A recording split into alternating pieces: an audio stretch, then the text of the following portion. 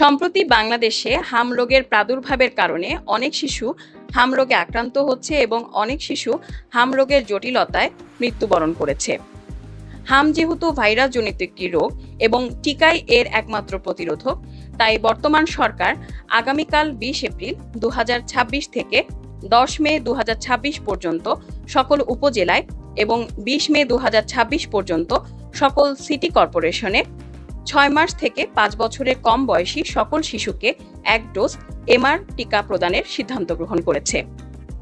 আপনার সন্তানের টিকাদান নিশ্চিত করার জন্য www.vaccpi.gov.bd এই ওয়েবসাইটে গিয়ে ১৭ ডিজিটের জন্ম নিবন্ধন নাম্বার দিয়ে রেজিস্ট্রেশন সম্পন্ন করুন।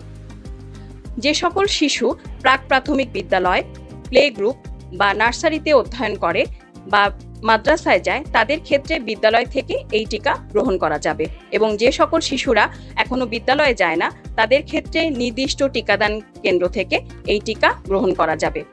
মনে রাখবেন, যে সকল শিশু পূর্বে হামের টিকা দিয়েছে বা হাম রোগে আক্রান্ত হয়েছে তাদের ক্ষেত্রেও এই টিকা নিতে হবে। মনে রাখবেন, এই টিকা সম্পূর্ণ নিরাপদ। আপনার শিশুকে সুরক্ষিত রাখতে ১ ডোজ হাম রুবেলার টিকা বিনামূল্যে নিশ্চিত করুন।